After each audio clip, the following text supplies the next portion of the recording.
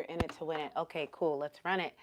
Guys, welcome back to another episode of Siobhan Speaks Social. I'm your host, Siobhan Bonds Patterson, and this is the first episode of Black History Month. But before I jump into that, I just need to acknowledge that this microphone is not real. It is real, but I don't like it. I don't like the sound. So yes, I have my Rode mic on for anyone who's gonna be like, look at this fake ass bitch now talking into the microphone. And she's also wearing blue lights when she has perfect vision. That's just, it is what it is. I understand. People like aesthetics. Either way, so first episode of Black History Month. And to be clear, I made it a point to celebrate Black History Month all year long. So if you follow me on Threads, if you follow me anywhere on social media, I just made the change back to Facebook. We'll get into that in a little bit. But if you follow me on anywhere, you'll see that I am always resharing, posting to my story, or just recreating posts from those that are sharing not only our past, our present, and just, warnings for the future. So if you don't follow me on Threads, it's the same name where it is most places, Siobhan Bonds. And one of my favorite accounts to share from is, let me make sure I got this guy's name right. The Humanity Archive is one of them. Another one, I want to say his name is Mr. Grimm. He is a history teacher. It might be Krim or Grimm. Instagram history teacher. But in the show notes, I'll be sure to add some of their ats in there. But you could also just be following me over there and you'll see their posts come up all the time. Oh, it's at Mr. Grimm. And wait, that says friendly neighborhood photographer. Is that the right guy?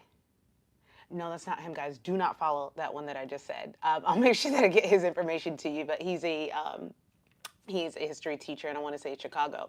Other things, though, that I want to bring to your attention. If you are not celebrating Black History year-round, or if you are not indulging and learning about a culture outside of your own year-round, then yes, celebrate this month. Take this month, whether it's October, whether it's September, whatever month it is. When we have those months, I want you to make an intentional effort to learn more than what they taught you in school. Take that extra initiative and dive deeper into things that you normally wouldn't.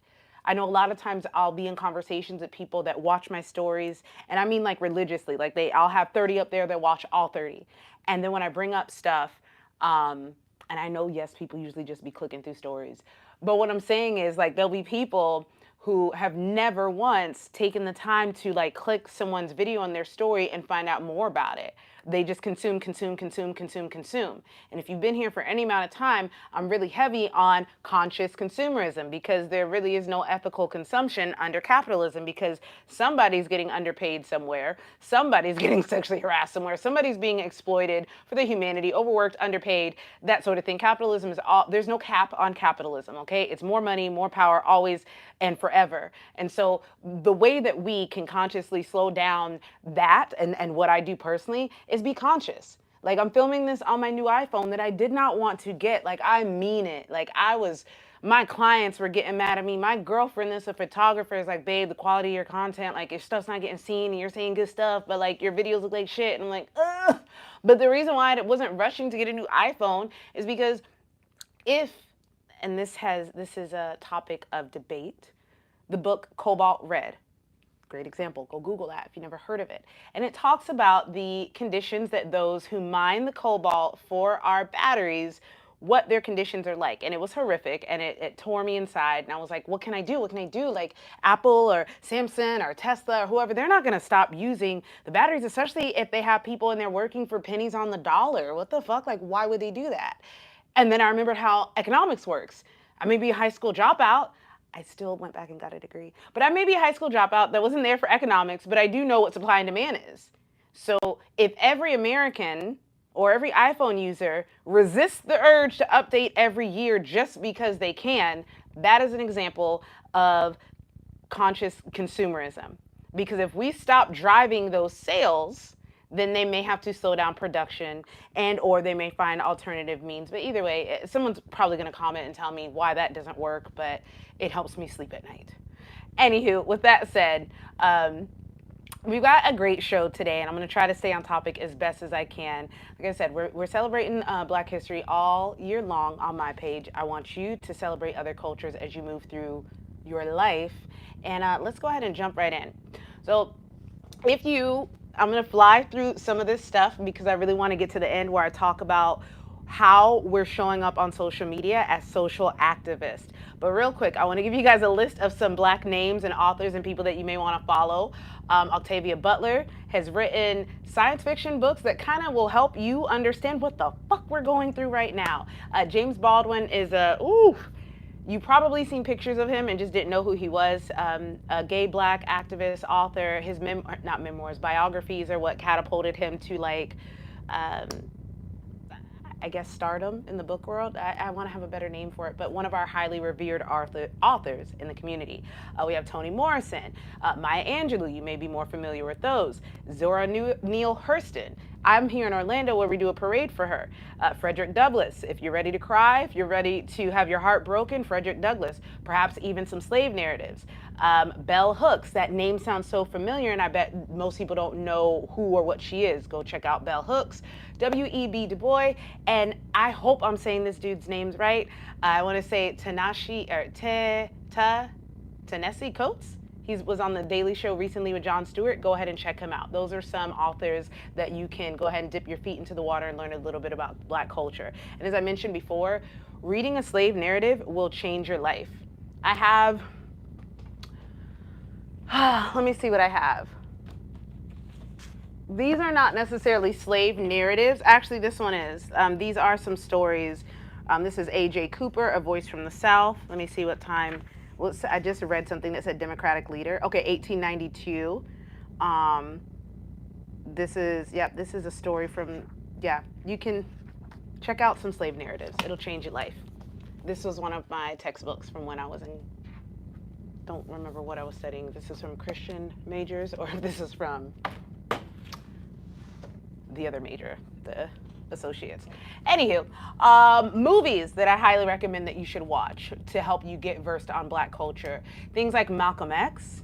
Watching that as a kid changed the way that I view things. Rosewood.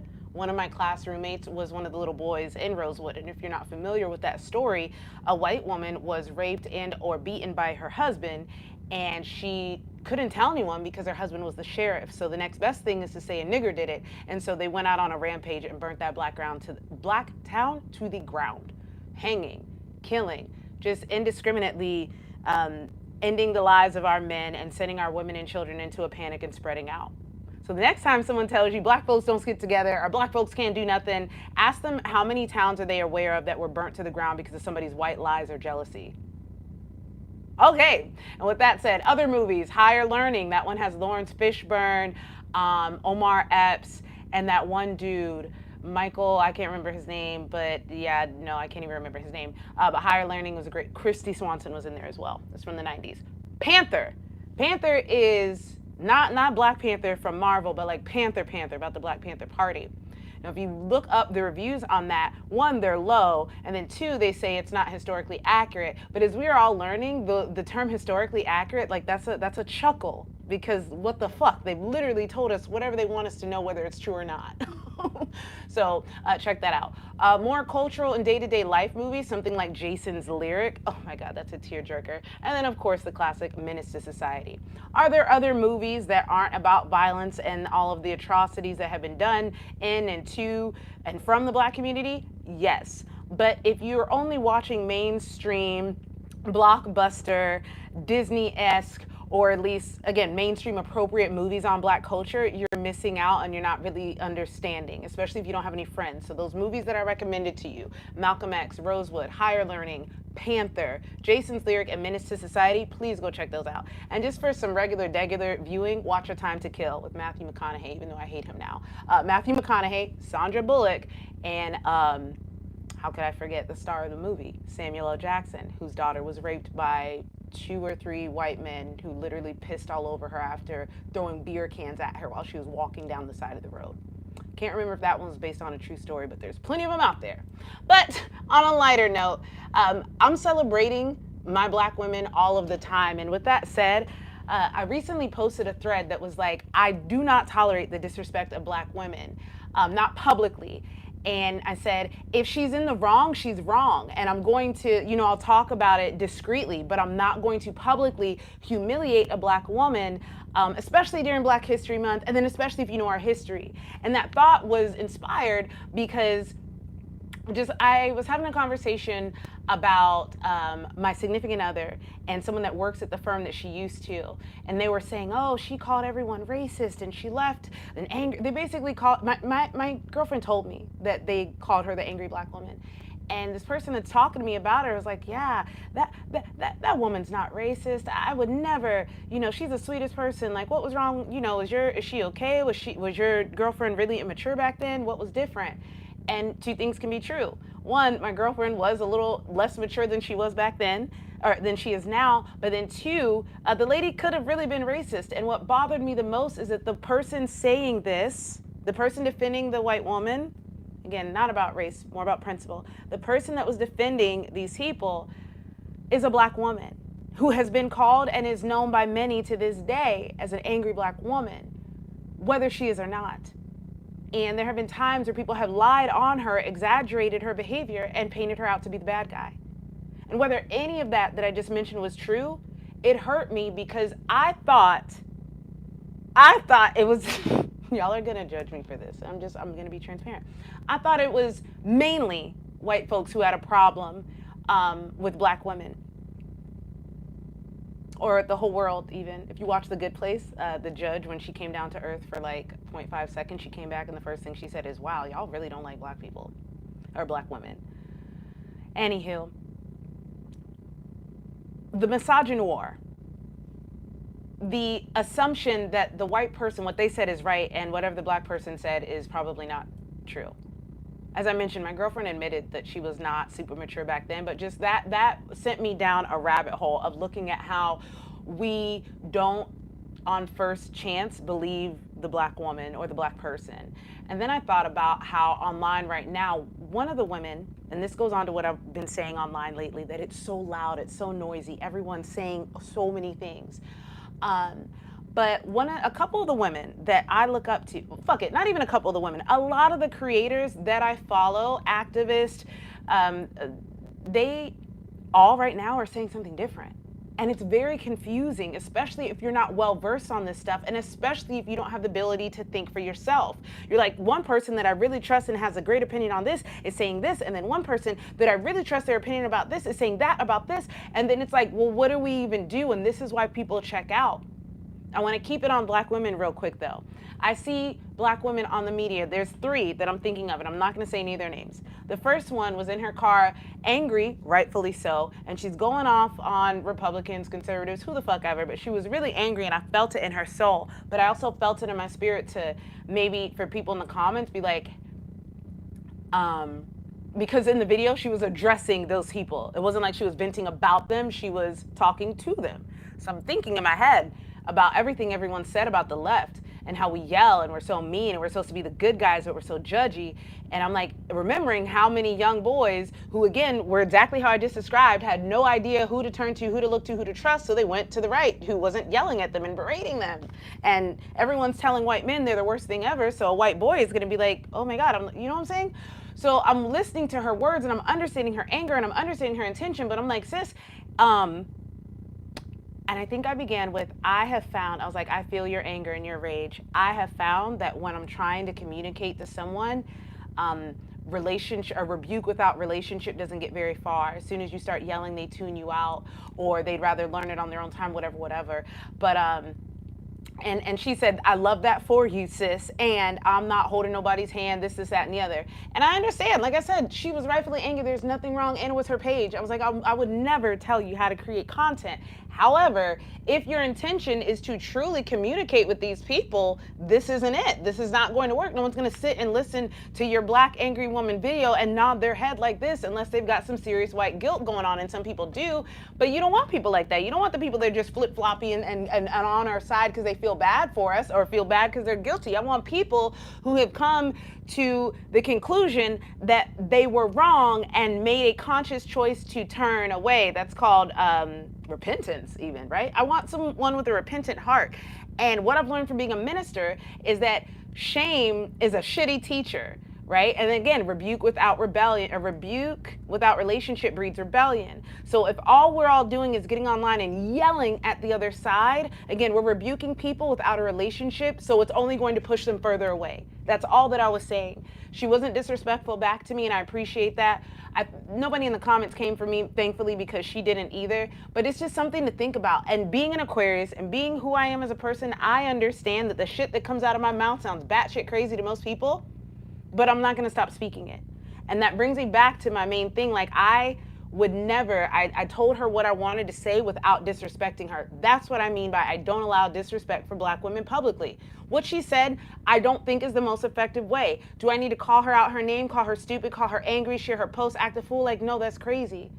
Another example, another big name that I see, she talks so badly about Jesmyn Crockett and who's the other one? Kamala Harris. And I'm not here for y'all to talk to me about Kamala's policies and how she would have done the same thing to Gaza that Trump is doing, because I don't believe y'all for a second, and I need you to examine your misogynoir. I need you to also remember that when we are women of color, and we're trying to get in places where we've never been, sometimes we have to play the motherfucking game so we can get in there. So watching so many people act like they don't know that she's playing the games, I'm not even gonna go down that route because I don't know her intentions, but that's the way that I saw it. I saw it as, damn, I know how hard it was to become a manager, to become a leader, become the president of this club, become all these things as a Black woman, and I only did it so that I could make changes, like in the church. But to see how many people don't even want your help to make changes, you know? So that's why I quit the church, and I'm happy for her that she didn't win, because all these people didn't even want her to win. And this needed to happen, as you've heard me say in other videos. So let's keep it moving. But the point is, the way that the second Black girl that I'm talking about, Black woman, Black activist, powerful Black woman that I look up to and I admire, the way that she talks about other Black women who are in spaces, who work so hard to get there, breaks my heart. And I understand that she's doing it in a way to show solidarity amongst all races and let them know that she holds her people accountable. But I think that there's a way to go about it that helps the optics of the overall situation. And one more thing I want to address before we hop off of here. I think it's really funny, and I said this earlier, how people say Black people can't come together, Black people can't even do anything. These are tweets and threads I read. Oh, y'all can't come together for shit. How y'all gonna do a rebellion? And I think it's so telling that other races, everyone is allowed to have dissension amongst the culture. But when Black people do, it's a problem. White folks have liberals and conservatives. You have sports teams. Hell, some people beef based off of the different regions they're in. But Black folks are supposed to move as a monolith and always agree with each other and always think the same things. I think our diversity is beautiful. I think our diversity is reflective of just how, do I want to say evolutionary? Yeah, evolutionary we are as a people. No matter where you put us, we're going to be dope as fuck. And we're going to have differing opinions. And our opinions are going to be through the lens of someone who has had to be a chameleon / learn how to just survive in all kinds of different environments. So this idea that like we can't come together in unity aggravates me, because it's just a false notion and it's racist as fuck. Just like Black on Black crime. Like, bitch, what about white on white crime? When white people kill white people, we don't call it white on white crime. Why the fuck do we have our own name for crime? You see what I'm saying? Anywho, moving on. Hold on, I want to take some notes because I definitely want to put that in a reel. So now we're moving on to the political section, and I was hoping to do this part first because I have so much to say. But Elon Musk right now, I saw a thread today from Brian Taylor Cohen, y'all know who I'm talking about, BTC, independent journalist. And it was talking about how the IRS was actually working. They had an initiative or a program that was starting where they were going to be investigating more closely the corporations that are making millions and billions of dollars. That's good news to poor people, because as a business owner, I can see a lot of loopholes that people use to not pay taxes and to get more money back and yada, yada, yada, and make it look like they make more money than they do so they can get more tax cuts and do all this stuff. Like, I can see how easily. Side note, get an LLC. Everyone should have an, not everyone, but if you want an extra income, you want to like get an LLC and then do your homework. But aside from that, I think it's very telling that the IRS was on their way to making an arrangement that would have helped the everyday working class, and Elon Musk came in, he's like, nah, let me get that. Fuck you mean investigating my friends? Nah, we trying to keep that money up top. And that's what's happening right now. And so when I see Jesmyn Crockett out there yelling at him saying this bullshit's not going to happen, and then we have another black leader tearing her apart for reasons that I've talked about before, this perfect leader mindset, right? This perfect leader fallacy, where you're going to find a leader who checks all your boxes. And when I was in church, I thought about this. I was like, guys, I don't have a husband with a picket white fence and 2.5 kids. I'm a mom with kids from 2 different men, and I'm in my 20s, but I'm a damn good minister, and I know the word, and I'm passionate, and I care about people, and I can say, yep, you don't fit the optics. And so then it's like what America wants is for people to fit the optics, because that's what the Republican Party is, fit the optics. You look good, you're presentable female, presentable male, okay, good, smile, happy family, great, you're gonna be a great politician. And it's like, we're expecting perfection from humans. They're not perfect, they're humans. And the person that is very critical of Jesmyn Crockett is saying that she fat shames, or she's using some sort of PC argument for why she thinks Jesmyn is disgusting, and is just completely ignoring all of the work that she's done. I'd have to do some more research to see if there's more reasons why she just can't stand Jesmyn, but she says there's a video of her cussing her out, and I'm just like, what? Why are you proud of this? From the way that I see you talk about people and put them in their place with so many things, why are you proud about that? How is that showing unity? You can still be proud of, support her, and still maybe build a relationship so that you can rebuke, if indeed it's coming out of love. And here's my pastor coming out of me. Anything can be said if the intentions are good. There are some people who I won't finish conversations with them, or pick up conversations, or give rekindle and give the closure or whatever, because it's like I don't even care enough to do the emotional labor of schooling, coaching, teaching you. But when you do care about someone, when you do really have the best intentions, you'll do it. So that makes me question her intentions. But again, I'm not here to throw any of those women under the bus. I'm just here to show how I'm not going to be one that does it. Okay? If I do it, it's going to be out of love, or if I do it, it's going to be privately. And that's what I mean by there's no disrespect for black women in this place. So if you saw that thread and you were confused, that's what the fuck I meant. In other news, I'm still not even sure if I'm clear what happened, but I know on January 21st, we saw Trump sitting at the table just assigning executive orders, not even looking at him, just like this, while the Heritage Foundation is just feeding him executive orders. One of them was that the federal government was no longer going to celebrate Black History Month.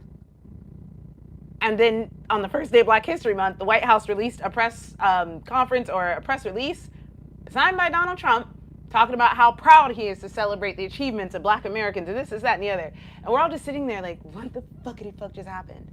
Well, what just happened was he made a problem, TikTok ban, and then he fixed it. I don't want to spend any more time there. I just really wanted to highlight that he wasn't paying any attention to the executive orders he's passing, and they literally could have been an order to put women in a fucking concentration camp, and he would have just been smiling, kiki, ha-ha, in the camera. And it pisses me off because people said they would have their way with Kamala. The world leaders would have their way with Kamala. And meanwhile, the Heritage Foundation is just fucking the nation with no lube wire. But speaking of Trump, his supporters, I saw a post this week by my boy Discourse on Instagram, and he was talking about some data and research that he found when it comes to Black Republicans. And it basically was saying that they don't know a lot of their history. And when I sat there, I didn't need to see his post for me to be reminded of that, but it makes sense. Because prior to the last couple years, when I started waking up fully into my Blackness, divesting from whiteness, decolonizing, I was on the entrepreneur red pill pipeline to MAGA. Let me explain. A lot of Black Republicans, at least that I've seen, are entrepreneurs or small business owners. Now, forgive me if I've covered this in a previous podcast. The ADHD is real. But basically, when you go to networking groups and you start surrounding yourself with other business owners, and they start telling you, well, you got to think like this, you got to do this, and you want everybody's money, you don't want to think like that. They're teaching you how to think like a colonizer. They're teaching them how to think like colonizers, and they don't know any better, so they're going right along with it. Like, yeah, we should all be equal, and yeah, we shouldn't worry about this. Case in point, I have a friend, a former friend that is Black and Haitian, or Dominican and Haitian. grew up in the Bronx, grew up poor, but started his own six-figure business and is not like, for someone that grew up from the slums, this person moves with so much apathy for his fellow man that I couldn't stand to be in a friendship with him even from afar. And he messages me because he noticed that I distanced myself. And I mentioned politics as a reason for my space, and he lets me know, like, hey, that's crazy. You should know that these politicians don't know or care about you, but we have an actual friendship, and if you don't think about politics, it doesn't affect you. And I was like, sir, you packed up and moved to Dominican Republic so that you could live cheaper. I feel like the cost of living affected you via like that's a political thing.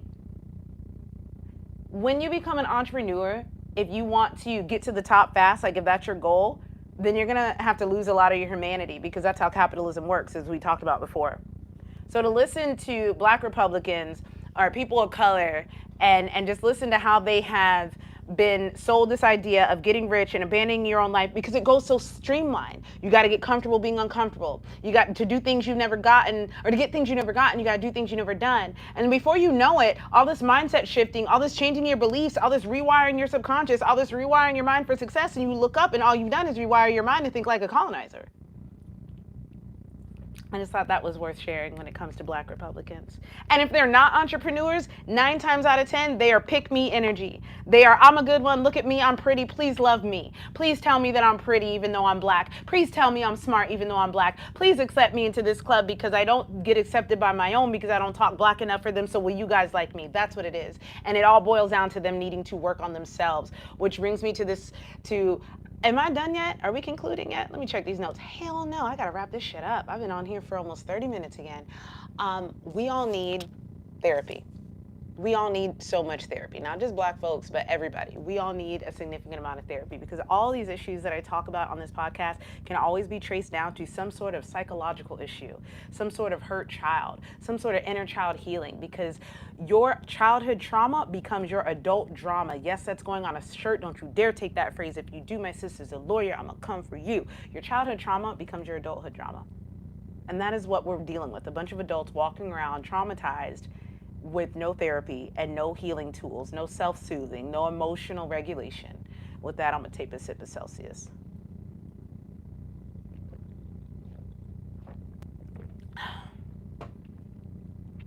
In other news, though, swinging back to my girl AOC, I just want to give her a shout out because she was also down there with Jesmyn Crockett and the other Democrats.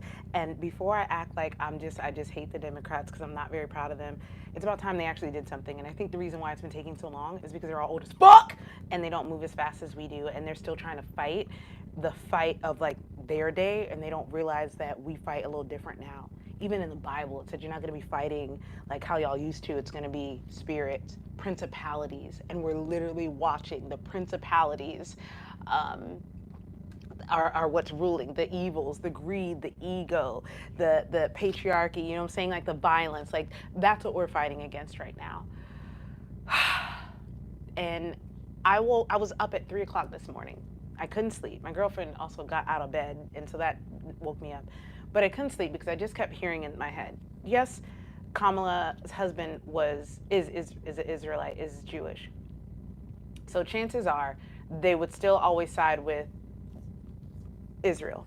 What we don't know, though, is, as a female leader, how she's going to be more peace focused, because if you understand, this is not about gender. If you understand the energies of masculine versus feminine, feminine is very creative, very collaborative, very inclusive.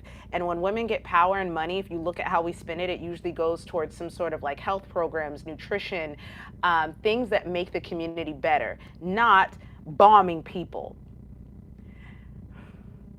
Anywho, all I'm saying is her presidency would have bought us all more time. Her presidency, like, and I don't know if that's a good thing or a bad thing. And that's what I woke up at 3 a.m. thinking. Her presidency would have bought us more time. Is that a good thing? Because as I mentioned on my reel today, we got complacent. When I showed a video of Trayvon Martin and reminded y'all how he would have been 30 today, he was our martyr. He woke us up because some of us got too complacent because we had a black president. We thought we won. So yes, her presidency would have brought us more time, but is that good? right? That would have just prolonged the inevitable. We would have gotten more comfortable, and people would have gotten more bold and more loud and more crazy. So there's that. Is that what we needed? Would we be better off if she was president right now? Yes, as far as legislation goes, and economy and this and that. But we know how Americans are, how coddled we are. Would that have been for the best? That's my true question. So you sit with that, and while you do, I'm going to look at how I'm going to run through the rest of these topics and maybe get in here, because I know that you guys' time is precious, and I just want to tell you as much as I can, but we'll probably end up doing another episode. So I want to hear in the comments, though, how do you feel about it? Do you feel like we were complacent? Do you feel like this is a wake-up call we need? Keep in mind, I'm thinking big picture, not just right now. Like, yes, right now fucking sucks, but as a whole, as a people, yes, we would have bought Palestinians more time, we would have bought trans more time, we would have bought a lot of us more time, but would we have just been prolonging the inevitable? That's my question. Whew, excuse me. But bringing it closer to home. Bringing it closer to home. My son, and this is a recent thread, he applied to Fellowship of Christian Athletes, which is, it's called FCA, and they told him that he couldn't because of, he doesn't believe their fundamental truths. And you can check that reel out. I don't want to spend too much time here, but it was funny to see the responses to people, because it's some of the same types of people that respond to my fitness content or money or politics or just anything. It's always angry men with no pictures or angry men with private profiles. And it's so interesting, because I'm like, in every situation, they're doing the same thing. They're ignoring the scripture, or they're ignoring the context. They're ignoring a lot of things, and they're also ignoring and refusing to do the introspection. Like, when they throw their arguments at me, or when they try to tell me that I'm wrong, and I flip it back on them and ask questions, they're not able to answer those questions. And there's an inability to participate in introspection. And I think that is something that's kind of a common denominator for the masculinity that is toxic, or the masculinity that is unhealed, or the masculinity that is wounded, rampant through the world, is this inability to practice introspection, self-awareness. Because for us, women, or anyone else, awakened individuals who do practice this introspection, it hurts. It's humbling. It's embarrassing. And then you grow, and then you have empathy for one another. And this is the only thing that I can think of when I see this level of apathy, right? Here's a quick little Bible lesson. One of the cool things about the cross is that it represents, it's a symbolic reference of up and down, man being reconciled to God vertically. The horizontal, man being reconciled with man. The ministry of Christ was all about reconciliation. And you can't be reconciled to man and God if you're not first reconciled with yourself, right? If you're still living in a fake world where you're not being real with yourself, then you're also not being real with God, and you're also not being real with anybody else. And so when I look at these people who get online and are so angry and are so loud at women who they feel they can yell at and put in their place, I'm like, buddy, you're not mad. You're very triggered for what you're reading right now. You're projecting. There's something that I said that has triggered you, and you don't quite know what it is because you don't do any introspection. So rather than self-reflect, you project that emotion back onto someone else. And this is what I mean by we all need healing. The person that denied my child FCA, that was his own internal conflict with homosexuality, because that's not on the FCA website. So that's weird, right? Super weird. Okay. All right. And last thing I'm going to cover today, I was going to talk about the Grammys, but that's not really my place, besides the fact that, like, actually, I will say this. When it comes to social media, and this has nothing to do with the Grammys, when it comes to social media, one of the things that has been irking me lately, while we're on the topic of this, is the lack of integrity when it comes to posting. If I get an article that I don't think is all the way accurate, and when I'm replaying it and editing it, if I hear that it doesn't sound authentic or integral, I'm gonna delete it. Because I'm like, that's not great. I don't need this coming back. I may run for office in the future. I may run for president, who knows? But I don't need them being like, oh, she's a liar, or she manipulates the truth. There's enough craziness coming out right now that we don't need to manipulate the truth in any way, shape, or form. So left-wing creators, black creators, like, I need y'all to not, oh gosh, ADHD came in. I know why this came. one of the black women that I follow that like I'm not going to publicly rebuke, but I'm gonna be like, hey sis, like what is this? There was a video where the Cubans were singing, oh, we love Donald Trump, we love Donald Trump, we love Donald Trump. And then there was another video of Venezuelans crying, and then everyone's laughing, and da-da-da. I'm like, Cubans were singing, not Venezuelans. And they're like, it's the same thing. And I'm like, no, it's not. If Haitians, Africans, Jamaicans, Dominican, like, if they don't like being lumped up, you know, like, if we don't like that, so why would you do that to somebody else? And I didn't like her doing that, but I also didn't tell her she was a monster, an idiot. I just made a comment. It was like, those are two different videos. And her response let me know what kind of creator she is. And now I get to choose how I consume her content. Now I see it more as entertainment, as less informative and more entertainment. I hope that when you guys consume my content, you get like, you feel a little bit of both. You're entertained because you're learning, and then I'm also challenging you. And now I think I'm finally ready to wrap it up.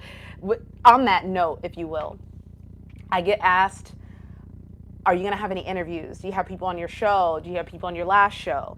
And what I just mentioned about integrity and the information that I present is one of the reasons why I don't want to have people on my show. Two quick stories and we're out.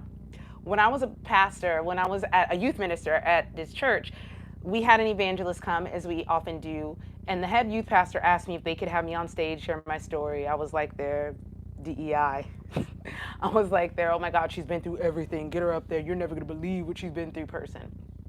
So I get up there, and this man has me holding a sign. I told him my life story, hoping that he would use discretion, and instead he got up on stage. We had a few other youth ministers up there, my homeboy that used to sell drugs, and another homeboy, whatever. We're all holding these signs. My sign said shame, his said drugs, whatever. And instead of like saying the pain I went through, he goes, they called her a whore because she had sex, and da-da. And my son is in the crowd. My oldest son is in the crowd. One of the most humiliating moments of my life. Not for me, but for my son. So I learned, and he came dressed as the cool hip youth pastor, and everybody thought he was dope, but he did that shit. So I've learned that people go rogue and that not everybody is safe for my community, right? Another reason, I did a podcast with a young entrepreneur, and he was so unorganized. He was so disrespectful of my time. He was recording at the mall, didn't have a microphone. Wi-Fi is going in and out. Sounds bad. His internet cut off once, not once, but twice. And I was like, dude, we can redo this again. And he just kept on. And finally, when I went back to edit the show, I was like, this isn't quality. He's not saying anything worth time, worth my people listening to. So I reached out to let him know I would not be airing that episode. And then I asked, are you interested in feedback for why? And he immediately said no. If you can't take critique when you're on a platform, and I know it's hard, trust me, I get critique every day from multiple people. It's part of the game. But you reached out to me to get exposure, to come on my show, which means you either value me or you think I have something to offer. But apparently that wasn't, you don't value me because you don't value my opinion, so you were just using me. Either way, I don't have time for that. It's about protecting my community, but it's also about protecting my energy. And I get the same question about why I'm not posting every single day or why I'm not more consistent with social media. I played that game, right, where you're posting all of the time just because I do have natural like inspiration. Like I want to talk about stuff all the time. I have a fire in me most times. And when that happens, you'll see me pump out 4 or 5 pieces of content a day, and then I might not post anything for like a week or 2 because that's just how my battery operates. But I went the route of rapid growth, and I chose peace instead. Because when you do anything rapidly, whether that's get rich, whether that's lose weight, whether that's grow a lot of followers, whatever it is, if you do something rapidly, like you do a quantum leap, right? You're missing the learning lessons that were supposed to be in there that would have helped you along the way. So I no longer value fast growth as much as I value steady, solid growth. Look at Kendrick Lamar, and I talk about him so much. This man has been making hits, and not even hits, art, for the past 15 years. And now that he's in front and center and we all know who he is, guess what? We all can go back and binge 15 years worth of beautiful art that is timeless. That's what I want. I don't care about getting to 10,000 followers or 1 million followers or anything like that, especially not overnight. I want when y'all come to my page, you be like, oh shit, she's been here dope saying this shit from day motherfucking one, because I have. So when you're looking at the world and you're looking at how you want to do things, I want to challenge you for a couple things. One, what is your intention? Just like there's so many angry creators out there right now, rightfully so. When you're making content, when you're starting conversations, when you're reposting stuff, when you're talking down to people, whatever it is, I want you to remember your intention. And if your intention is to make a difference, like change the route that the country's taking, perhaps we might want to be a little bit more strategic in our discussions. Another thing I want you to pay attention to, especially if you're a woman of color, you don't have to grow fast. You don't have to be extra loud or angry. You don't have to do anything you don't want to do. But for me, going slow and taking my time as I build and I grow my community, it's my form of resistance, and it's also my way of paying homage to my ancestors who did not have the option to grow or go slow. I also just want to remind you guys to be fire starters wherever you are. You don't have to have a podcast. You don't have to have a big platform. You don't have to grow quickly to 1 million followers. You don't have to have any of these things that other people have. The point is that you are starting conversations. The point is that you are doing what you can with what you have. If you want some inspiration on how to be a local activist or a small activist in your own community, check out this speech, award-winning speech that I did. It was called the Wake Up Call / Put Me in Coach, and I'll leave the link in the show notes for you. But I want to challenge all of you guys to show up authentically, but also listen to your energy so that you don't burn out. But also, what is your intention?